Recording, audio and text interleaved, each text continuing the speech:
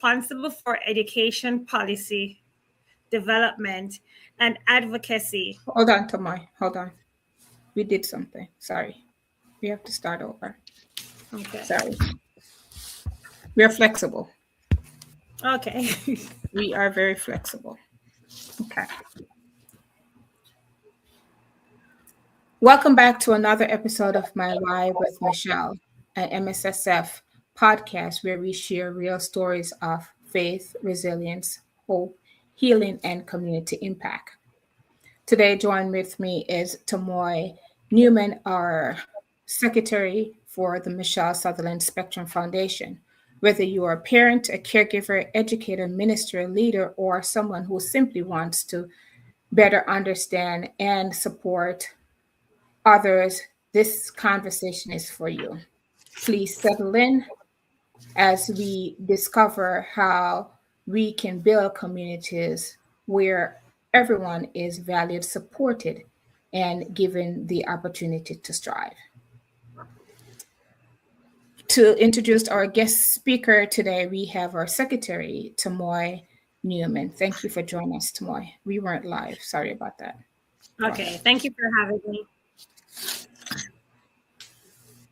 I am honored to introduce to you our special guest, who is none other than, I'm echoing. Because you're on two. So go ahead. Go ahead. Okay. I'm sorry. I am honored to introduce to you our special guest, who is none other than Beverley Gallimore-Vernon. Beverley Gallimore-Vernon is an accomplished educational leader and the Vice President of Education at Lawrence Hall Services, where she is responsible for education policy development and advocacy on behalf of students with diverse and complex needs. She holds a master's in school administration, a master's in educational policy and planning, and a master's in special education, bringing both depth and practical expertise to her work. Her master's thesis, research on autism, has strengthened her ability to implement structured evidence based supports for students requiring specialized interventions. A conference host, committed evangelist, and community activity. She supports families in Jamaica through her outreach with Rising from the Ashes Ministry, extending her impact beyond the classroom. Ladies and gentlemen, and viewers, please help me in welcoming Beverley Gallimore-Vernon. Thank you for that warm introduction, Tamoy. You're welcome. Welcome. Good, Miss Gilmore. good evening to all. I'm so happy to have Michelle Sutherland, who is the host of this podcast and the founder of Michelle Sutherland Spectrum Foundation, with Secretary Tamoy, who has ably introduced me to the audience. I am indeed happy to be a part of this podcast. And tonight we will be having conversations at times that we find to be difficult because there are stigmas associated with these conversations. But tonight we're just going to tear it apart. We're going to do an total examination because when you go to the hospital, if you really want to know whatever symptoms and signs and to understand them, then there needs to be an x-ray. So tonight we'll be doing our x-ray to examine our topic tonight, where many persons become scared when they hear the term mental health. But I just want to say to us, all of us are experiencing some form of mental health. So sit back. I don't know if I'm getting ready to start talking to you. So I will just give over to the host so that she can tell me if I really need to do the total examination of mental health in the Go ahead, classroom. go ahead, Lady Gallimore. We are ready to examine. We are live and ready to go. Let's kick it off. All right, thank you again. The first thing that we want to ask ourselves is, what is mental health? For persons, I know that some of us have some can define mental health in some way or another. But tonight, we just, in our examination, we just want to look at mental health in persons that might be emotional, psychological. So we have the emotions, we have the mind, and also socially, where we have some problems with our social adjustment. And it affects how we think, how we feel, how we behave, how we manage stress, how we build relationships, how we make decisions and function in our daily lives. And as I stated before, and I will not take it back, every one of us has some amount of mental health challenge. Just Absolutely. like how we have some physical health issues, and it can change over time. Am I still in the? I am. Okay. And this Okay. mental health can change over time.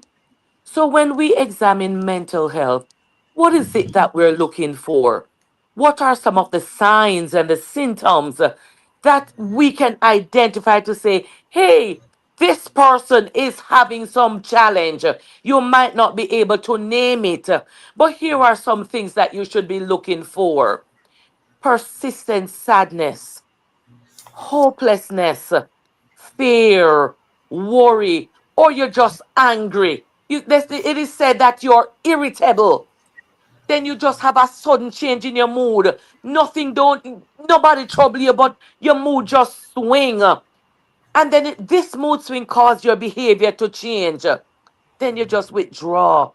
You don't want to hear from nobody. No friend, no family. You come to school, you disengage from school, or you have some unusual activities. And then you have difficulty concentrating. So we have our children. They might be going through some stress, and you see that they're not able to concentrate. You need to start asking yourself, what is the problem? You have problem remembering information as it goes out, and you are faced with difficulties in making decisions. Some persons just sleep and sleep and sleep. Others just can't sleep. Others just continue to eat, or some persons just don't have no appetite for food. You're always tired. Then you have the headaches, the stomach aches, or other physical complaints. For our children, you see the performance in school just going down and down and down. And it's not because the students do not have the ability. It's a matter of the disengagement. They have no sense of purpose. They don't want to be engaged in any way. Studying becomes hard, and you see that their grades are declining. And then, sometimes we have some preferred activities and we lose interest in these preferred activities. Then you have a feeling of worthlessness. Then you feel guilty. Our children, when they come to school, sometimes you hear they telling us that it's because the family life, the mother and father break up, and they're the reason why their family is not together. Then you see them becoming very impulsive. They are very, very sexual. And then they take risk that no adult, not even an adult, should be able to take. Then you see the substance, they start abusing substance. And then, the final thing, they talk about death. They're not afraid to die. And then they self harm. And then sometimes the final chapter is that they commit suicide. Lady Lady Vernon Gallimore, I have a question as it relates to that. How do we then get these students back to engage? Or would this just apply to students with special needs, or is just a general ed students, or it's just a combination? So it is not open to students with, it is not confined to students with special education needs. It's open to all students. I can tell you this, that you have more children who are not identified with special education needs, who are we are seeing them, you know, being identified with much more mental health issues. So we see students who are very, very brilliant in the classroom, and then all of a sudden you recognize that they're not engaging for whatever reason. They have no desire to be engaged. So it is not confined to students with disabilities. It is open to all students, all adults, because there are times when there is an imbalance, you know, an imbalance in the brain, which cause these mental health issues. But I'm not a doctor, so I'm not going to be talking about talk about it from this imbalance. I want to speak about it from the educational perspective. So we have our students, and they're coming in and they're having you ask the question, how do we engage them? Sometimes for students with disabilities who are coming in with attention deficit hyperactivity disorder, we have students with autism. We have students with emotional disabilities. We have students who are identified with other health impairments. Sometimes these students are already being treated. It was recognized, treated. They have their IEPs. They are on their medications that are helping them to be regulated. So when these children come to us, maybe through a therapeutic day school or even in a general education school, but they're receiving special education services, they're already coming diagnosed, being treated. But do you have a question? No, no, no, no, no, no. I just I like what you said. Right. So they are already being treated. My fear is much more for that student where the parents are recognizing some of the signs and symptoms that we made mention of, but because there is a stigma, cultural, you know what happens sometimes? Parents are afraid to take their children to be diagnosed because there is a stigma that is associated with mental health. And so sometimes in some cultures, there is a big taboo. Then they talk about this obey the picnic, is this them do? And that keeps the child or the youth in a state of mental in a mental health state, because the parents don't want to be able to take the child to the hospital, to the clinic, to the microcare center, to the various places, or even when they are in schools here, and the teachers say to the parents, Mother, I noticed that the child is not operating. Then you hear the parents say it's like they don't like my child, and they want to report the person who would have shared that with them to the board of education. Sometimes they want to take out a lawsuit, and you're seeing these signs, you're seeing these symptoms, you want to help the parents, but because you as the teacher, the only thing that you can do is to maybe speak to the administrator, share with the administrator, document what you're seeing, because we don't want you to go into a conversation about a child with mental health challenges, and you're going with your thinking. What you need to be doing is to be documenting every time that you notice something. You're looking at we talk about the antecedent. So the ABC. So we look at what is happening, the frequency in which is happening, when it is happening, where it is happening, and then as teachers, that is what we want to talk about when we are going to make referral to our administrators about a child that we are noticing. Sometimes it is the school counselor that you want to share the information with also, that these school counselors can speak with the parents. Sometimes they have the language to speak with the parents about what they are noticing. Remember, I am not saying you're diagnosing, because as a teacher, you cannot diagnose a child who's having any kind of mental health issues. So what you're saying is that I am noticing Beverly. Beverly is not. There's something with Beverly's hygiene that seems to be off, because I know Beverly, and Beverly is usually someone who takes pride in the way that she looks. You also say that Beverly comes to school, and every day that she comes to school, she's not engaging with any kind of friends. She is just sleeping. You're telling the adults, the parents, the social worker, the counselor, what is it that you're noticing about this child? So you're building a case to say that this child needs some kind of intervention. So I'm happy that you asked that question, but we also need to remove the stigma that is associated. Nothing is wrong. Yes, yes, you don't want your child or your family member to be diagnosed with mental health.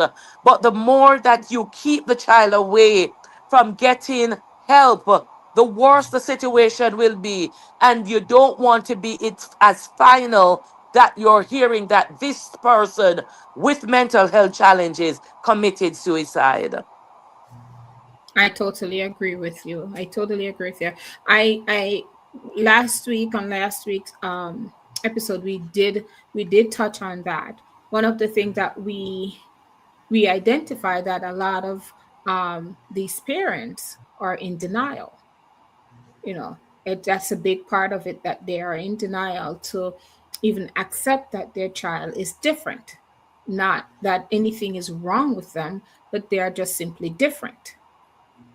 And even our atypical children, I have three of my own, and they're all different. As I explained last week, they're all different. They have different needs, you know, but it's not, no one wants to hear that my child have significant challenges or needs. And so I think that's one of the things that parents are afraid of, is to hear that this is going on with their child. So it's the fear of knowing. Go ahead, Lady I Vernon. would I would agree with you that the stigma, you know, your next door neighbor, their children appears to be normal, and I'm using the word appears because, as you say, you have three children and they are all different. One might be needing more than one and might be manifesting in different ways. So you can identify that maybe little Johnny needs to go to the doctor right now because he is sleeping too much.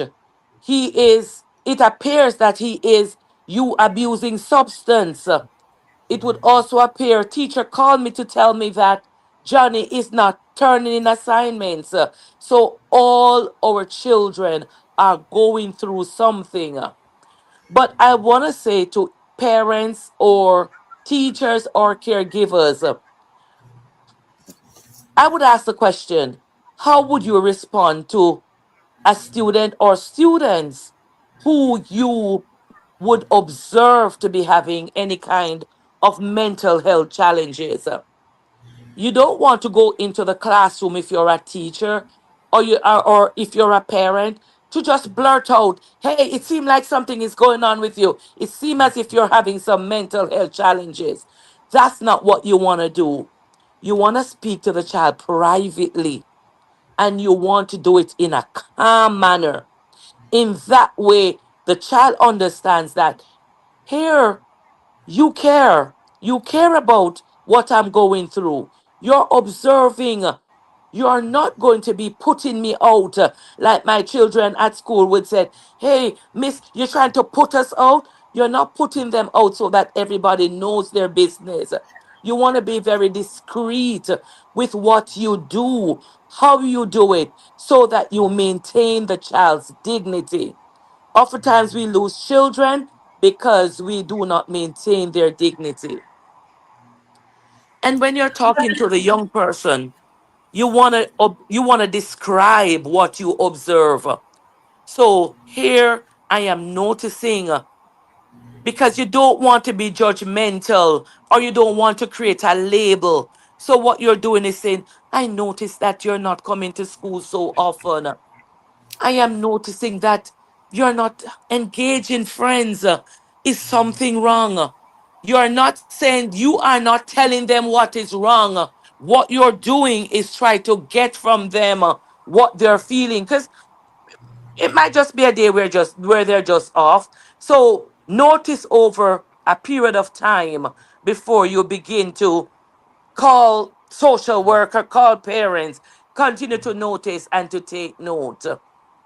And then we need to have good listening ears, as we say to the children. You are not hearing us. We need, when the youth is talking, we need to listen without interrupting. We don't need to be interrogating. What we need to be non-judgmental.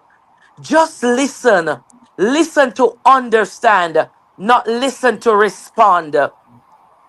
Or if you make a promise to them, just keep the promise, the man. Because if you break that promise, they will never trust you again. So you True. also have to validate the student feelings without confirming assumptions. I You're touching hear some you. awesome points here, Lady Gallimore. You are hitting it. Thank you, How the thank box is you, going. Yes, thank yes, you, yes. thank you. So you want to validate the student's feeling without confirming assumptions. So I understand.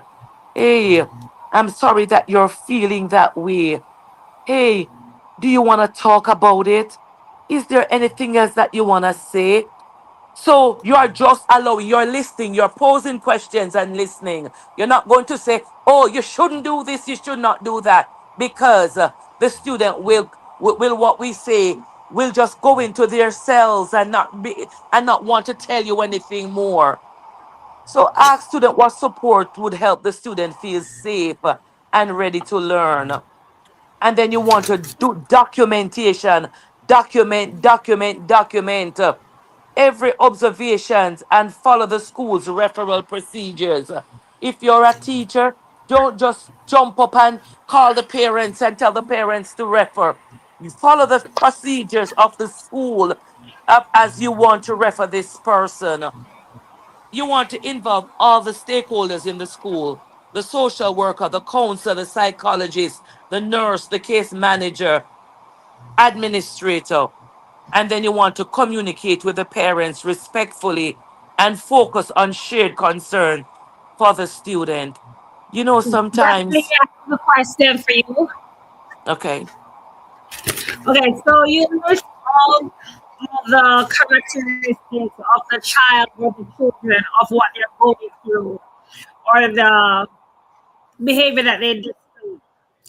How do you relay this information to the parent or guardian, and how do you prepare them to deal with the children who are going through these types of autism or whatever other special uh, needs? I am happy that you asked the question. You know, relationships are very, very important. Relationships are extremely important. If you are a caregiver, you're a teacher, you must have relationship with your parents, because I don't want you to call me I'm a parent. You have no relationship with me. You have never reached out when my child was doing good. You never reach out and let me know that my child is doing good. And so now you just want to call me to give me bad news. Mm-hmm. So the first thing that you need to do is to develop relationships with your parents. Let your parents know that you care about the student that you have in front of you. Let the parent know that what you're noticing.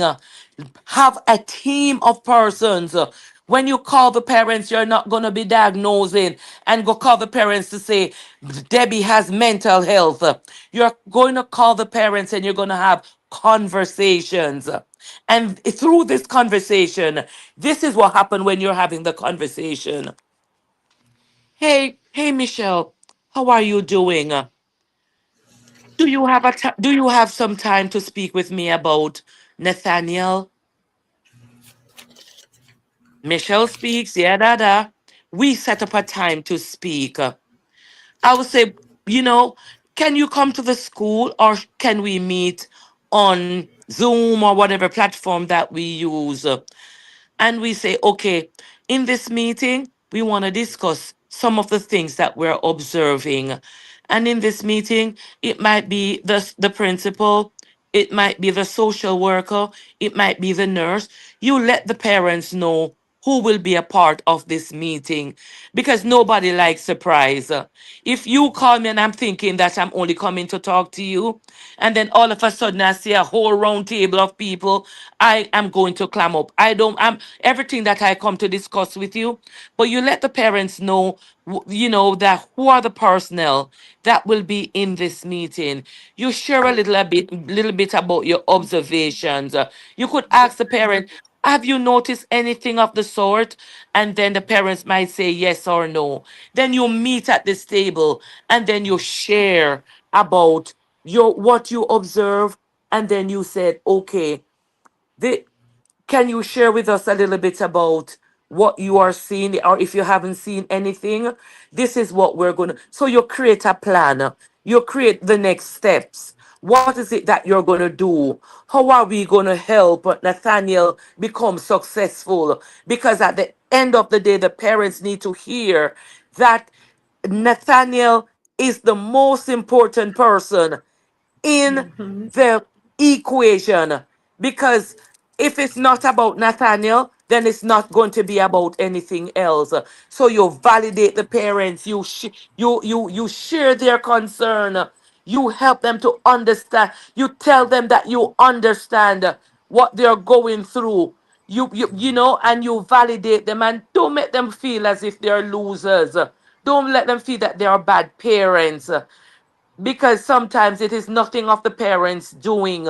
Sometimes it's just some latent things that is just showing up right now, and the parent need your support just like how the student needs your support. And that is the only way that you're going to build relationship, you're going to build friendship, you're going to build the student so the student can trust you, and that the parents can trust you so that you can work to help the student overcome or mitigate against some of the things that we're seeing. I totally agree with you on those points, Beverly. Um, it is, and it has been a challenge, um, and I see it offhand every day.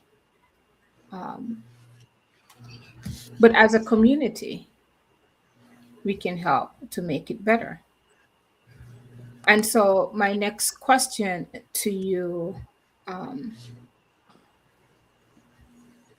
how do you personally deal with these issues on your day to day? I see that smile on your day to day entering as the position that you are, the role that you are in as the principal. How do you, because as teachers, the responsibilities are different. I How do love you that. challenge that? I love that question. As an administrator, I wear all the hats. Sometimes the hats are piled high. I'm a mother, I'm a father, I'm the principal, I'm a confidant, I'm the disciplinarian, I am the one who sends them home sometimes. I'm the one that finds them food when they're hungry. So I wear different hats. And the hats that I wear depends on the situation. So it is situational. At the end of the day, I might have to put on back my principal hat because then I have the administrative component to deal with. I have to send out the memos. I have to collaborate with the different school districts. That have to do that. But oftentimes, I'm wearing a mother hat, a teacher hat, a friend hat in the moment. So I stay most days from 8 from 7:30 until 1:15 as teacher, mother, confidant, friend, disciplinarian. Where's the And then what spiritual I do, Where's the spiritual mother? You left that part out. spiritual spiritual mother, but there is still because you know that you have to separate school and state. Absolutely, but I just have to But drop but that but in because at but some I point, tell you, you when have I to drop walk that in. in, when I'm walking in, there is There you nothing go. that I do. That's There is that's what I'm nothing that getting I to. do that I do not invoke the presence of the Almighty God. Amen. Because And that is exactly what I'm getting to. when you're called different names, am I going to respond to a child or youth that is dysregulated, or I'm gonna say, God is it's you and I. So when I wake up in the morning, in on my Thursday night, I'm praying for the children. I'm asking the Lord to saturate, fill their hearts, turn things around, shift the atmosphere. As I'm walking up towards the classroom, my mouth might not be moving, but in my mind, I'm pleading the blood of Jesus. I'm invoking the presence of the Almighty God. I'm saying, God, it's you and I together. Lord, I can't do it without you. My steps are ordered by you, Lord. You have sent me here for such a time as this. I'm having Amen. those moments. And sometimes, when I'm in the presence and I'm going to be dealing with a situation, I say, God, how would you handle this? So God is my advisor. He is my spiritual advisor, and He helps me to navigate the day. So, in terms of what I can do, I establish predictable routines and give advance notice of changes. What we need to know is that our children, more so those with autism, they like to know that things are what is coming next. They don't want you to switch at them because you think it's time to change. It has to be predictable. What is coming next? So in our classrooms, our teachers they might not use the PEC system, but they have some amount of schedule that would help the student understand what is coming first, what is next. They have their timetables. They know where they're going, when is lunch, because that's what they ask. When is gym? When is lunch? So those are things that they love to do. So these predictable routines are established. And then if I'm going to be talking to a child or youth who's having a challenge, I need to do an emotional check-in. How are you doing? Would you like to talk? Sometimes it's no words. Sometimes it's just because I have a student who doesn't like to talk when during crisis. So I just hold up a sign which states, want to talk? Want to walk? Just like that. And whatever, then I look for a nodding of the head or something that would tell me that, hey, they want to be engaged. So sometimes we do that. Sometimes it's not the conversation. But remember that you need to do an emotional check-in. Don't Hmm. impose yourself on the child because sometimes the child is in no state to want to have a conversation. Again, I have to create a calm, non-punitive space for students to regulate. You have to teach them some strategies. They tell you that this is my coping strategy. You need to identify with the students pretty early. What are your coping strategies? So you ask them about breathing. So you can teach them to deep breathe or just to take some deep breaths to in and out. You're also talking about grounding. And this grounding means just getting their feet firmly on the floor, pressed into the floor, no conversations. Sometimes it's just a walk, movement. And if they have a trusted adult, let me tell you something. Don't take no pride or no glory. It might not be you who is a trusted adult. Ask them, who is it that, even though I'm an administrator, sometimes I'm their trigger. I want them to identify who is it that you want to speak to. Not that I won't be able to go around again and speak to them, but ask them who is it that you want to speak to, identify the trusted adult, and turn them over to the trusted adult. And one of the things, as we spoke about, small wins. Sometimes we want some big things and we want it done big. Sometimes we can only take just some fragments, small pieces, and just share those small pieces. Because in those small pieces, that is th- that's a large win for some of these students. So take the big task, break it into small pieces, share on the small pieces, and then over time, then the whole assignment, the whole job will be done. But don't stress it if they can't give you everything that you're looking for. And after, sometimes they hurt your feelings. Sometimes, many days, my feelings are hurt. But I have to take my hurt feeling, because what does a child who is not regulated knows about me to curse me? So I just walk away, cover my bruised ego, and then, hey, move on, keep it moving. But I want to say this: every time that I leave school, whatever happens today, I don't pick it up like a baggage to take back with me tomorrow. When I get in my car in the evenings, that baggage is down. What happened today is over. I come with a new mindset.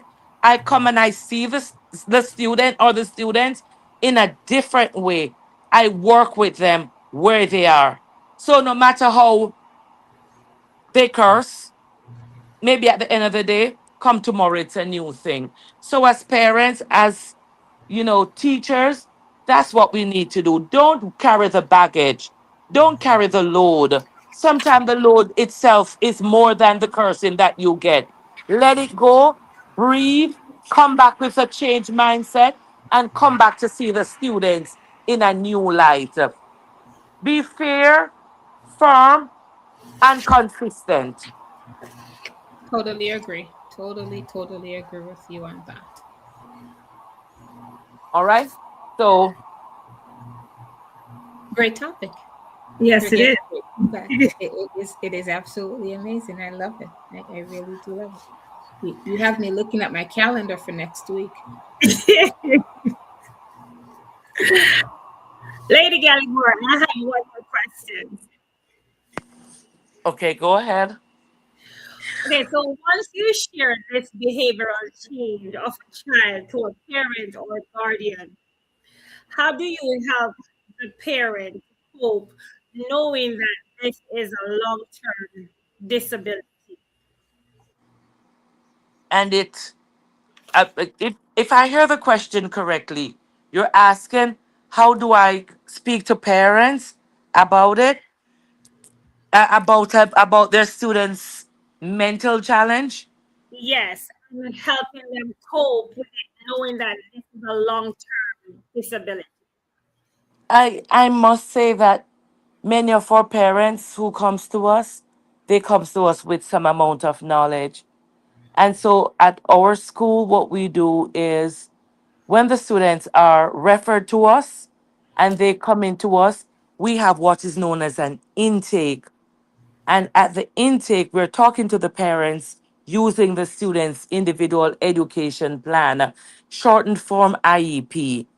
So in that document are the diagnosis of the students, the services that they will require, their goals. And so we have a discussion with the parents using the IEP as the Guide. framework Okay. for the discussion. And what we do is to look at the benchmarks. So we have benchmarks that are divided by quarters. So we talk about that big picture. We look at the students based upon quarter. So what goal are we working on? The goal might just be to stay in class for 15 minutes, even though it requires a 45 minutes engagement. The goal might be able to do two math problems. We work with the goal. We don't look at we have the year to finish and we must finish the curriculum. We look at the students individualized, because that's what it is. Teaching and learning for us is individualized. We use a differentiated approach. We use the student's IEP to provide instructions. So the conversations is had at the table with the parents. The parents hear what is it that what is it that the IEP says. If they don't understand, then we spend the time to go over, to break it down, to give them clarity. And then we say to them, these are the goals that we'll be working on. So the student might be fighting. We have had students the parents would have had to pick them up like every 10 minutes. By the time they get to school, they're called. Now the student is staying for a whole day. They might not do anything else. They might not do the work, but the fact that you're staying for a whole day. So we have these conversations. We use the individual education plan to plan instruction for the students.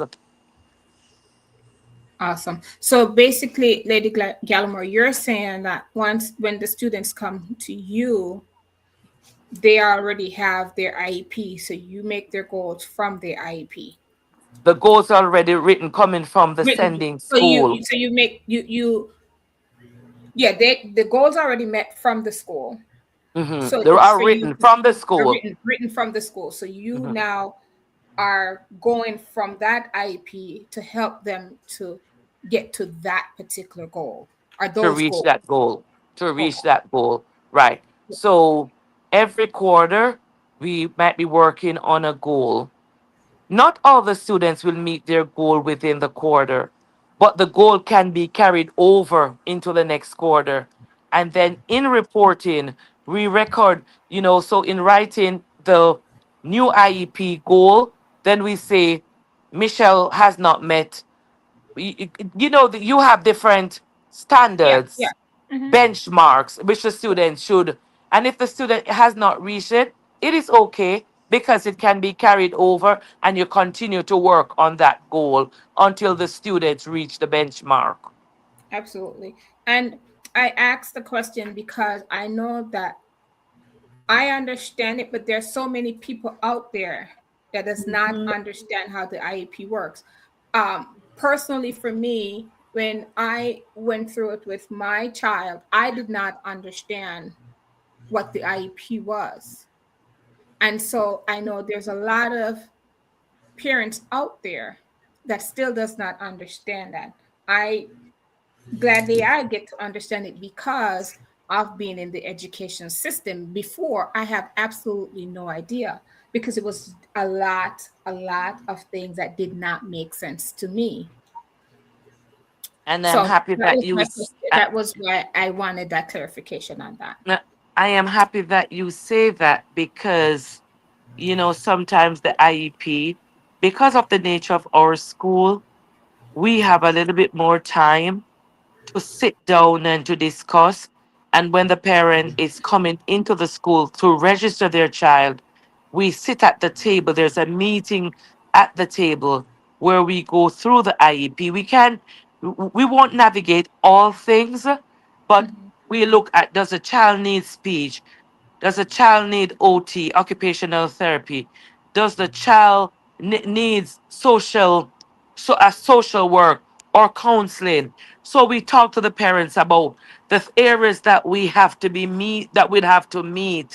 So the parents are a little bit more clear about the IEP. Absolutely. I totally agree. I think navigating the IEP is a bit of a stretch, and it's a bit difficult sometimes for parents to navigate. So yeah, that's why I wanted that. So Tamoy, do you have another question? No, no, sorry to mute myself. No, not at this time, but I just want to say a big special thank you to Beverly, just for working with these children and for showing your empathy towards them. You're doing a tremendous job. And as always, it's always a pleasure listening to you because I always walk away with more knowledge. So thank you. Absolutely. Absolutely. Absolutely. So with that being said, I also want to acknowledge that Beverly Gallimore-Vernon is also the founder of Rising from the Ashes. Um, did I say that correctly? Rising from the ashes, right? Yes, Ministry. Rising Ministry. She's also the founder of that ministry that is also making great impact in our community. And again, this is a space where we share real stories that impact our community. And Rising from the Ashes ministry is one of them that impacts our ministry. But before we dive into that, Beverly, I want to personally also thank you for this great topic and insight. Um, Given that I am also in education, you have always, even things that I don't remember, you have always shined light on those areas as well.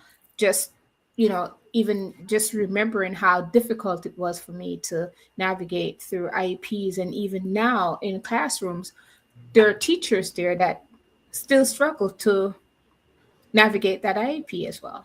It's a tough thing, but thank you for highlighting all that you highlight, and thank you for doing the work that you are doing because it's not easy. It's not an Thank easy job. you. And you took that on, and I appreciate you for that and your kindness and compassion. Just dive a little bit more, or just dive into what Rising from the Ashes is. Wow, wow, wow. Now you have started me up again. Rising from the ashes is a ministry that was birthed out of pain, as I say.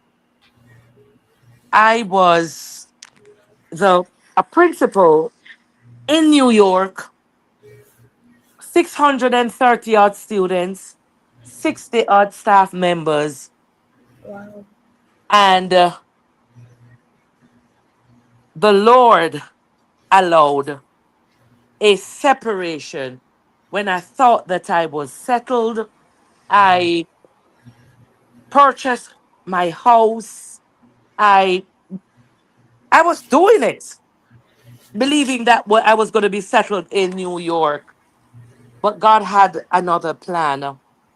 And so through this separation, I worked after I was separated from there. I worked as a consultant, math and ELA consultant with New York Department of Education. Then I worked as then I went to do teaching because the consultancy had ended. And then one day, 7 years to the date that I had my first conference, Someone came to Jamaica and said, "You're going to be having a conference." And I'm very skeptical. And I said, "Right."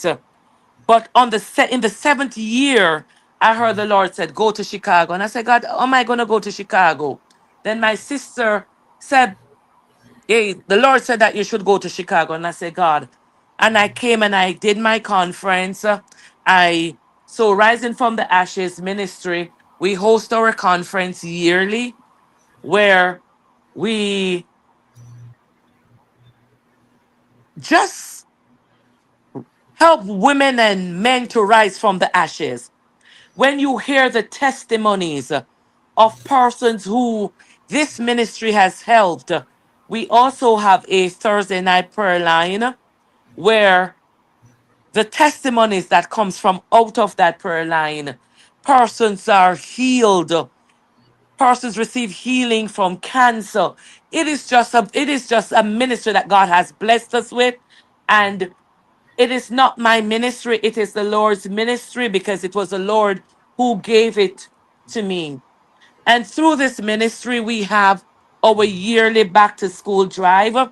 If you look in my corner, I have my suitcases packed where I go to Jamaica and I do my back to school event.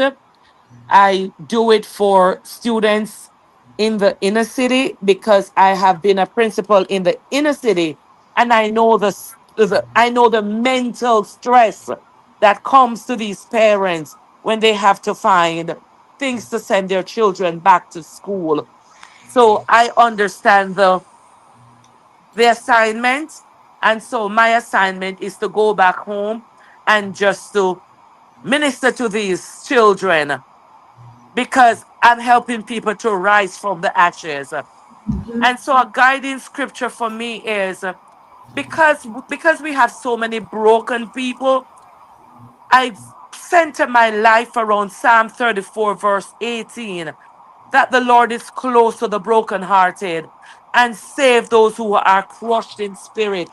So if Yes. you have a child or you have children and know parents that you don't want to hear any kind of negative things coming about your children, so your heart might be broken, your souls might be crushed. I want to say to you tonight that God still has a purpose for ashes, because sometimes within the ashes there's just a little spark, and it takes only a little spark to make the fire glow.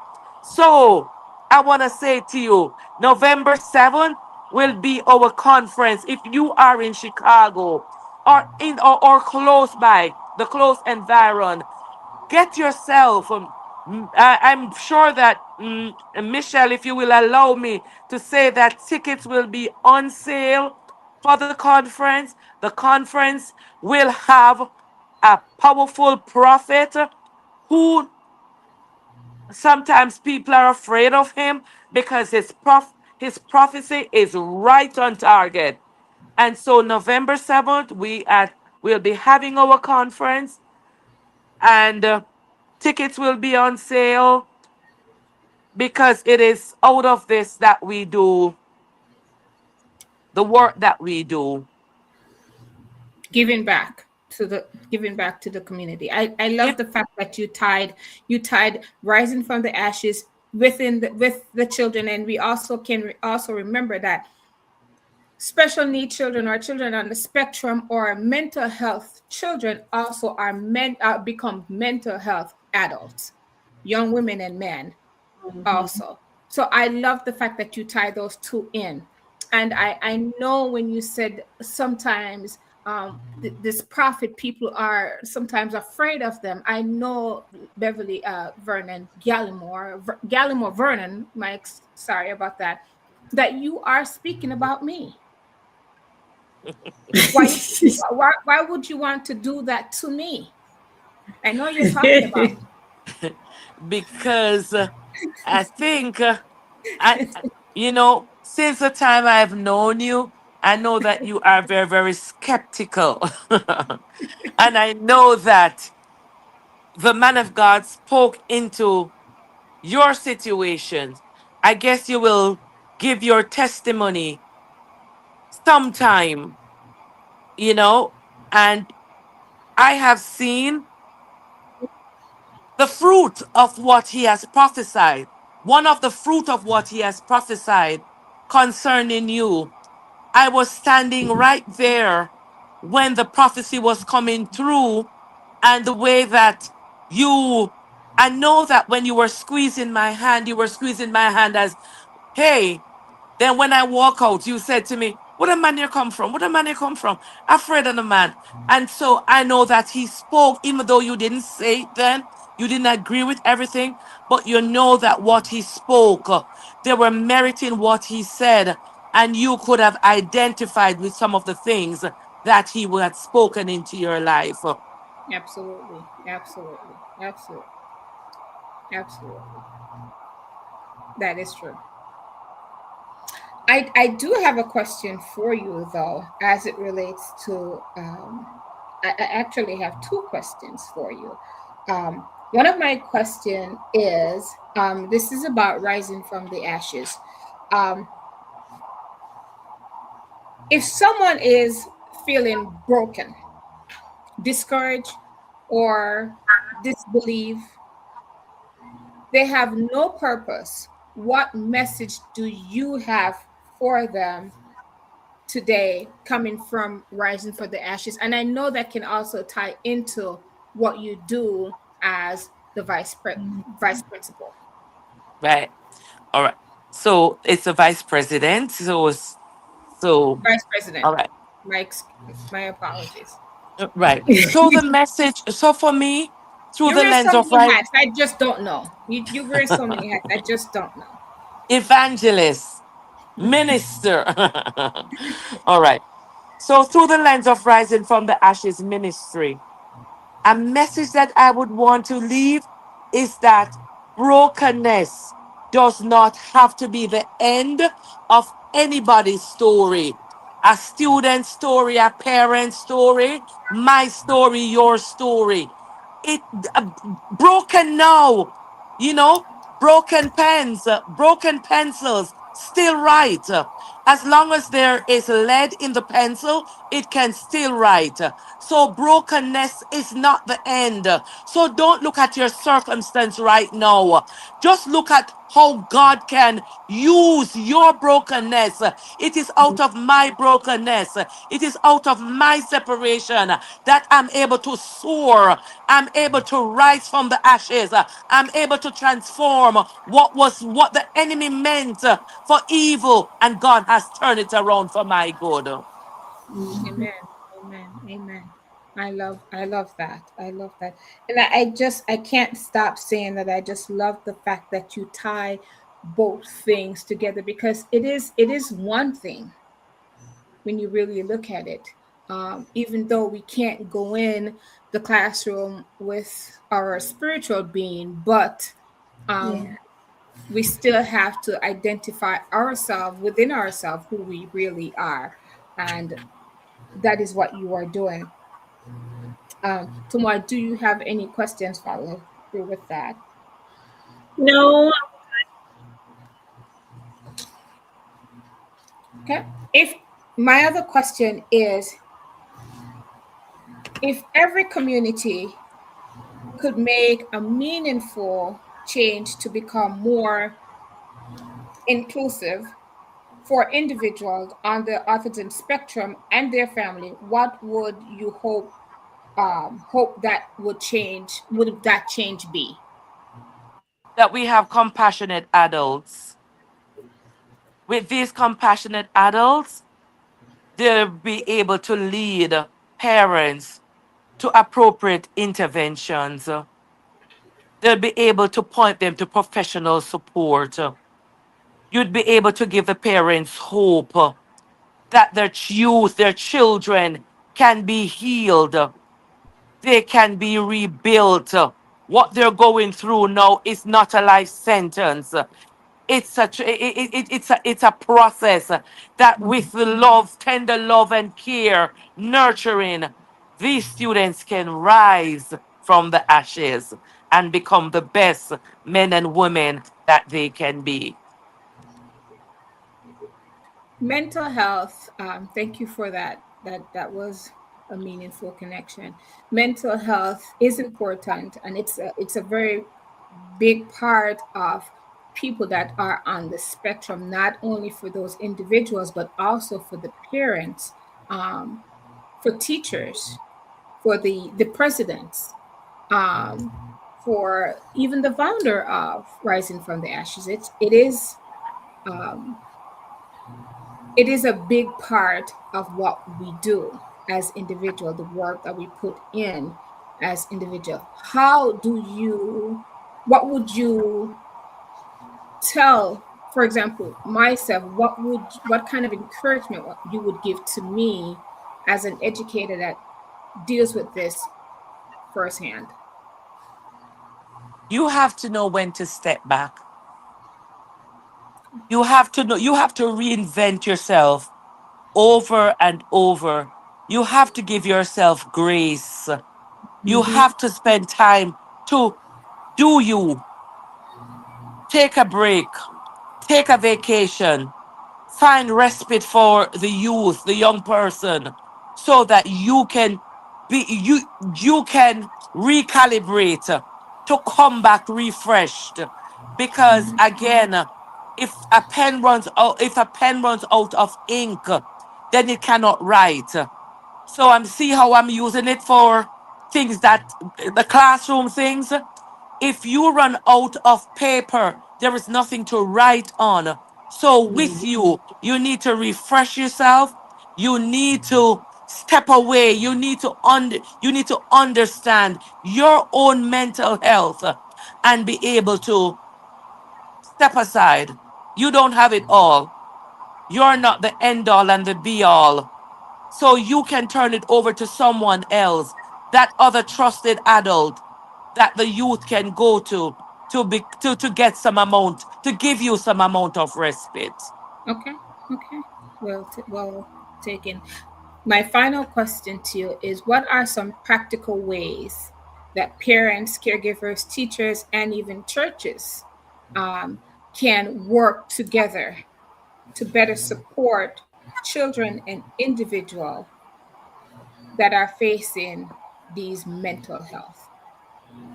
All right, I want to say training, education is power. So parents need to be educated about, the church need to be educated, parents need to be educated, teachers need to be educated about mental health. We also need to help parents to don't let nobody stigmatize your child. Stand up for your child, be your child's best advocate. Awesome. Awesome. I love that. I love that. Do you have any closing words for us besides the question that I asked Lady Gallimore-Vernon?